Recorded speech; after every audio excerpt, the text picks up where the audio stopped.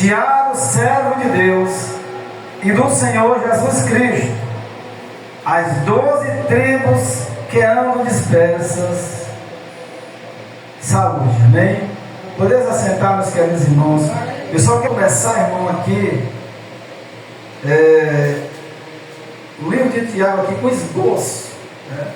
Quem é o autor do livro de Tiago? É o próprio Tiago, né? Nós vamos saber qual foi o propósito, por que o Espírito Santo mandou Tiago escrever. A gente tem que saber de tudo isso. O que era que estava acontecendo na igreja naquele tempo?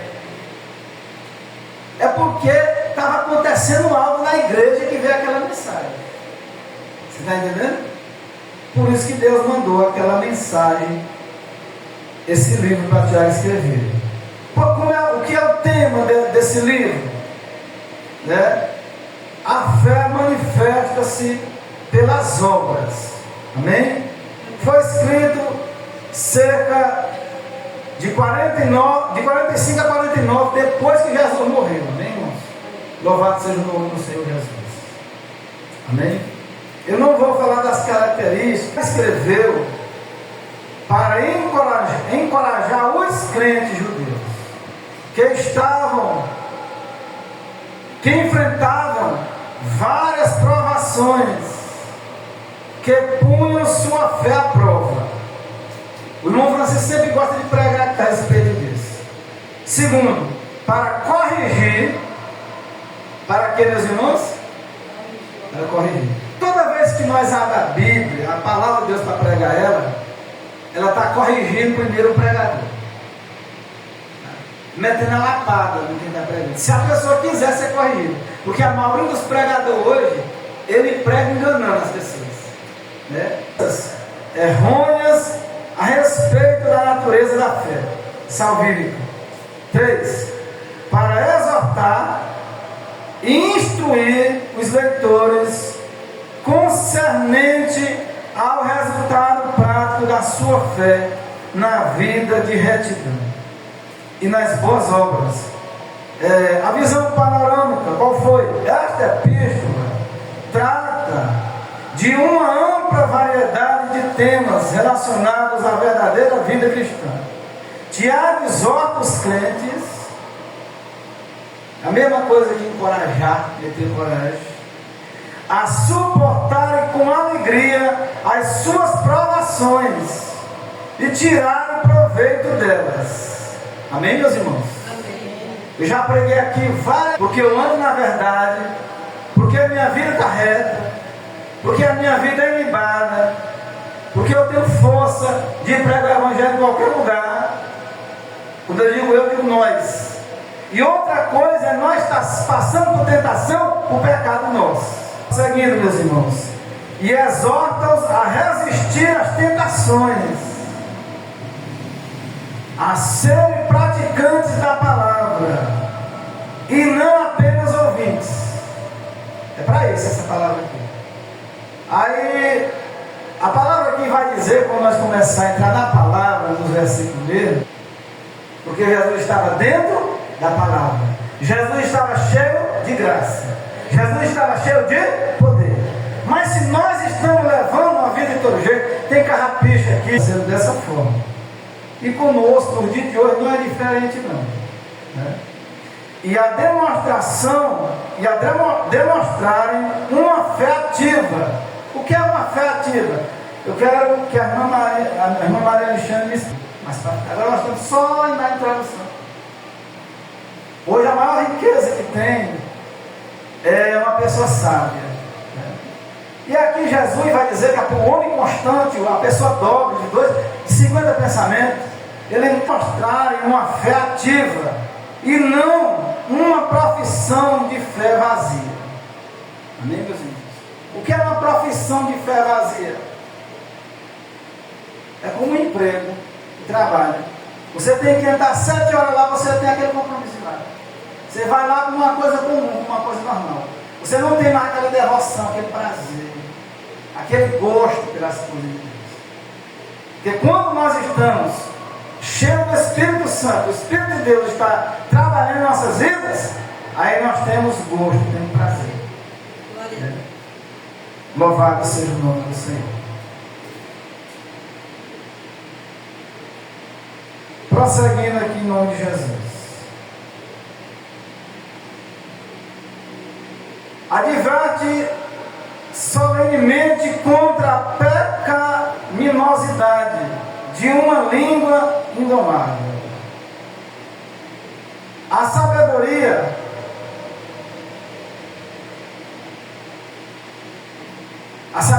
carnal. Tem muita gente que é muito sábia, mas só bater aqui. É uma pessoa inteligente que tudo que você perguntar a ele de tecnologia, da terra que ele é um mas essa sabedoria aqui é uma fé, é uma sabedoria espiritual. Qual é o princípio da sabedoria? É o temor do Senhor. É o temor do Senhor. Quando a gente vem para Cristo, se tem algo errado na minha vida, eu vou consertar ela. Se é com o juiz, eu vou consertar. Se é com o prefeito, eu vou consertar. A vida presunçosa e a riqueza egocêntrica. Tiago encerra ressaltando a paciência, a oração e a restauração dos desviados. Amém?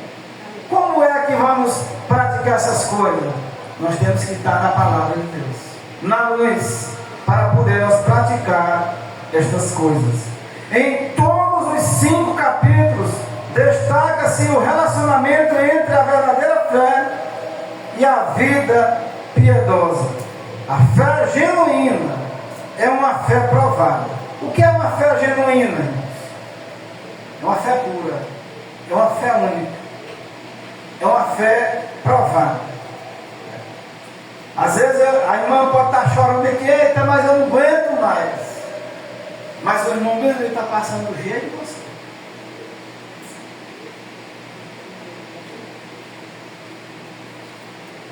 Eu não aguento mais. Se eu for contar tanta coisa que teve de 15 dias para cá, eu nem conto para vocês aqui. Vocês sabem que eu não sou uma conta.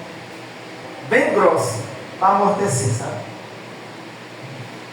Quem é Samuel? É o Espírito Santo de Deus. Glória a Deus. Nem todas as coisas pessoais a gente chega derramando para principalmente para o obreiro do pastor. A metade das coisas pessoais da vida da gente, a gente quem resolve elas. Desse jeito. Tem alguém doente? Traga para cá. Tem alguém endemoniado? Traga para cá. Tem alguém com outros problemas? Traga para cá. Mas tem muito problema pessoal que quem resolve é a gente mesmo. A gente mata no peito e a gente resolve lá. Entendeu? Porque senão nós vamos viver uma vida de murmuração. Nós vamos viver uma vida inconstante. Porque o mesmo problema pesado que tu tem lá de família, você não aguenta me ouvir. Talvez você não vai aguentar a prova que teve esses dias. Um ouro no fogo. É a fé verdadeira.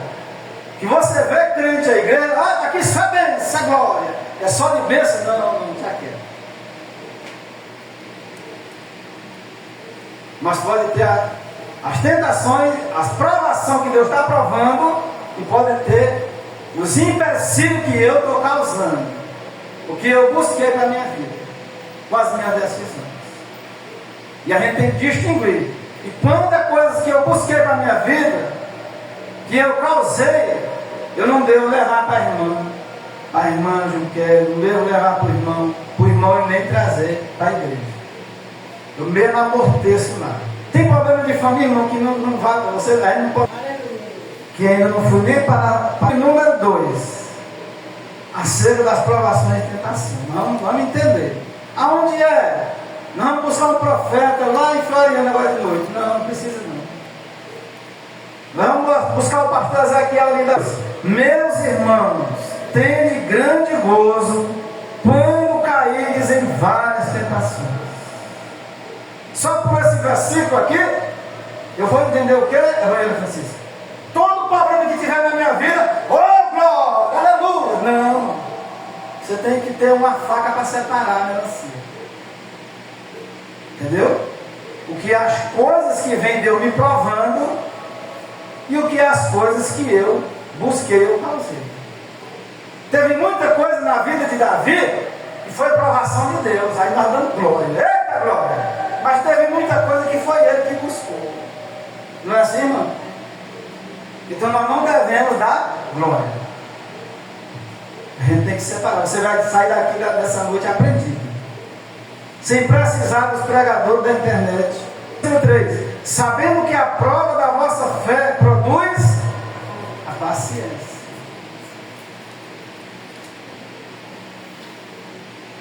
Produz a paciência.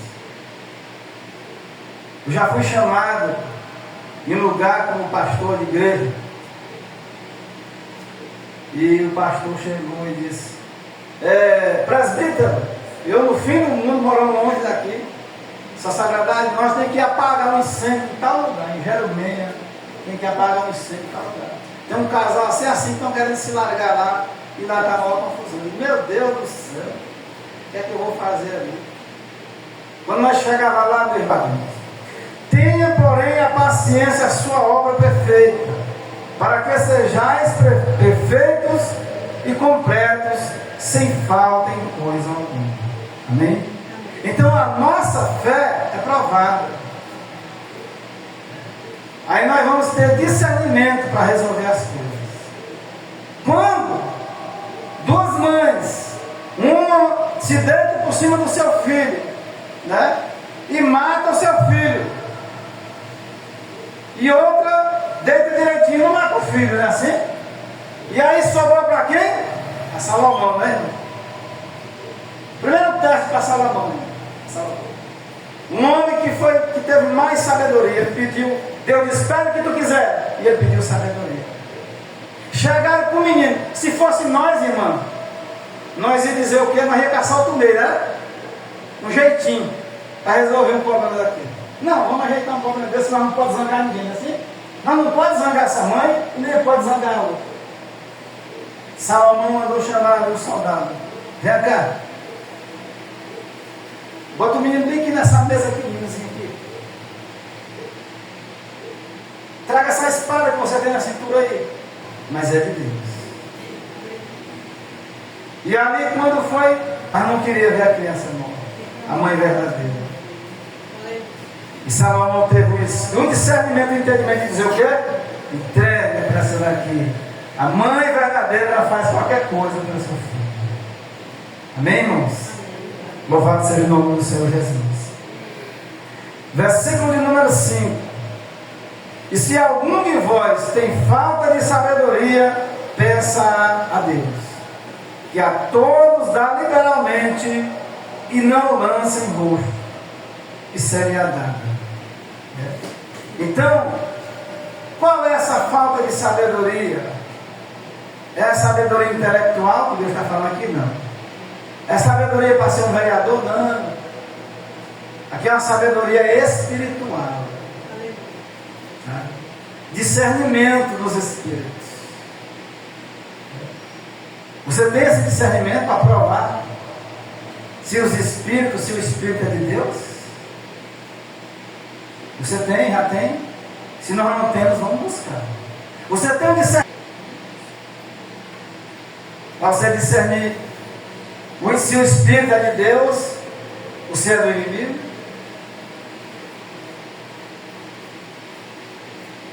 Nós temos que ter essa sabedoria espiritual.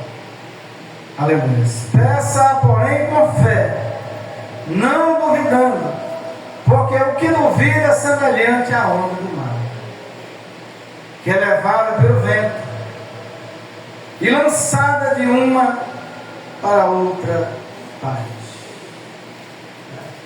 Eu convivi, irmãos, ao longo da minha trajetória com muita gente. Não pense tal homem que receberá do Senhor coisa alguma. Vendo, irmãos? É a palavra de Deus, né?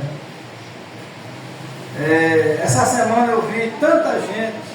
Louvado seja o nome do Senhor Jesus Cristo de Nazaré. Louvado seja Deus. O homem de coração dobre é inconstante em todos os seus caminhos. A irmã Maria Alexandre, a missionária, pedi para ela falar do afetivo, ela falou daquele que é inconstante. Inconstante é aquele que não é. E o constante é aquele que é.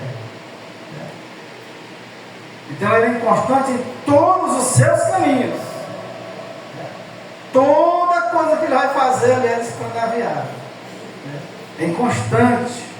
Não tem firmeza. Não tem o nascimento verdadeiro em Cristo Jesus, o nosso Senhor. Louvado seja Deus. Mas glorie-se o irmão abatido na sua exaltação, e o rico em seu abatimento, porque ele passará como a flor da erva. Amém? Ele passa como a flor da erva. Eu já conheci muito pregador do evangelho que era preocupado. Pastor preocupado. Meu Deus, por que fulano é rico? Por que faz isso? Porque sai o sol com ardor e a erva seca e a sua flor cai, e a formosa aparência do seu aspecto perece. Assim se murchará também o rico em seus caminhos. Então por que eu vou me preocupar se a Bíblia está dizendo aqui que adianta o homem ganhar o mundo inteiro e perder a sua alma? Por que eu vou estar batendo cabeça com o governador que é rico? Não é você ter um ventilador, você morar debaixo de um pau, não. Isso não define ninguém. Entendeu? O que foi que Jesus disse para aquela igreja, para aquele pastor? Eu sei a tua pobreza, a tua dificuldade, mas tu é rico. Ele era rico de ter as coisas terrenas, ele não tinha nada, irmã Maria, mas ele era rico. Quem era que estava permitindo ele ser pobre? Eram os homens ali, os governadores, era Deus. Aleluia. E muitas das vezes, e Deus não queria que ninguém metesse a mão naquela igreja, nem naquele pastor. Você sabia que tem muitas vezes que tem um irmão que está passando pela prova, e não é para você ajudar naquele momento? Não é para você meter a tua mão ali? Não, pois é, tem situação que é assim. Que alguém está passando por uma prova brava e não é para nós meter a mão ali, não. É Deus com ele. Teve muitos testemunhos assim. Que Deus falou disso, não era para você meter sua mão ali. Porque eu estou provando ela, estou provando ele. Aleluia. Não mete a tua mão ali. Para você ver como é as coisas de Deus. Louvado seja o nome do Senhor Jesus. Aleluia. Verso 12. Bem-aventurado o varão que sofre a tentação, porque quando for provado, receberá a coroa da vida, a qual o Senhor tem prometido aos que o amam. Tem promessa aqui de Deus dar carro para alguém aqui? Quem sendo tentado, diga de Deus sou tentado. Porque Deus não pode ser tentado pelo mal. E ninguém tenta. Pronto, está explicado. Não precisa mais vasculhar a Bíblia inteira. Já está dito aqui.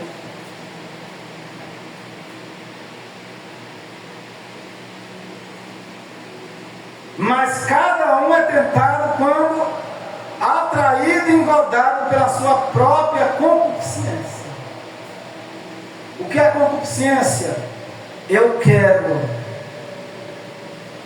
Eu ouvi um testemunho hoje à tarde de um grande homem de Deus, de confiança. Contando um testemunho ali que eram duas irmãs de sangue dele, crente.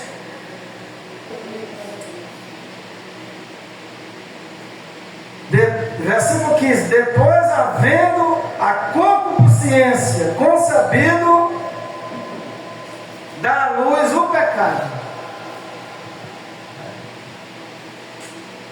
Dá à luz o pecado. Fulano tem, eu quero também. Eu tenho que ter isso, eu tenho que comprar aqui. Às vezes eu não. Aí eu vou dizer: eita Deus, eu estou na prova. Não, essa prova não é de Deus. Deus mandou, Deus ordenou fazer isso. É a mesma coisa, eu Eu escutei hoje uma pessoa num lugar falando em gerência, em gerenciar.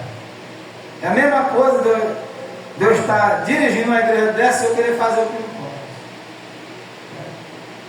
Não, vamos comprar um telhado aqui de alumínio. Que telhado moderno está vindo, né? É 60 mil e nós só tem 20. Não, nós vamos fazer por fé, não é, igreja? Aí eu pego um carneiro e digo assim: irmão, você precisa por 200 reais, você vai ficar dando 200 reais por mês. O irmão vai ficar dando 300. Você vai ficar dando 300. Aí eu vou estar impondo vocês, acabando com a fé de vocês. Vocês vão dizer: para o nosso partido não era para ter feito aquilo. Nós estamos devendo 45 mil. Tinha necessidade.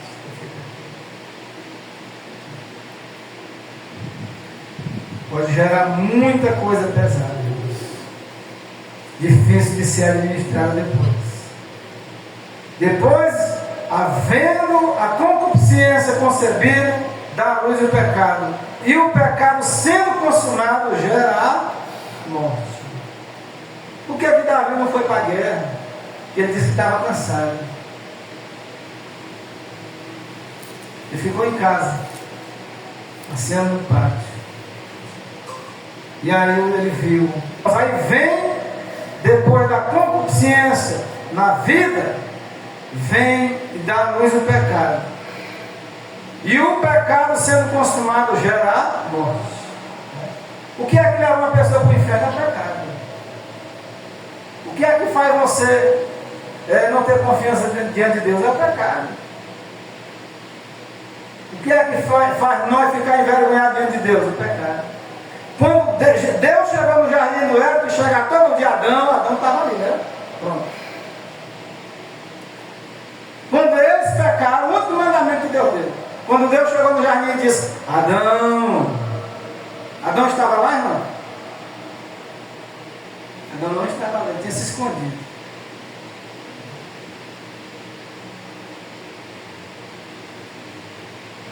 O que foi que Deus disse?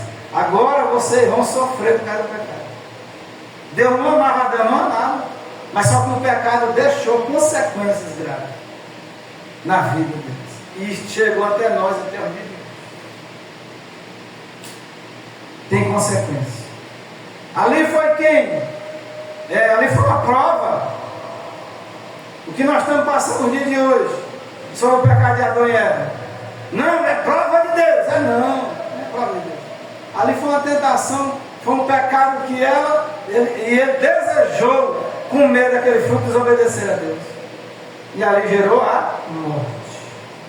Diz a palavra de Deus. Não erreis, meus amados irmãos, toda boa dádiva e todo bom dom perfeito vem do alto, descendo do Pai das luzes, vem em quem não há mudança, nem sombra de variação. Amém, irmãos? Nós vamos ficar por aqui, deixando muita coisa ainda. Vem uma prova na sua casa, na sua vida, que não tem direcionamento de você compartilhar com ninguém, aguente. Aleluia. É Deus permitindo. Tem uma aprovação na sua fé, suporte, para que você venha ganhar paciência e para que você, consequentemente, venha ter esperança na vida de nosso Jesus Cristo. Amém? Que Deus abençoe a sua palavra nessa noite. Em nome do Pai, em nome do Filho, em nome do Espírito Santo de Deus. E amém.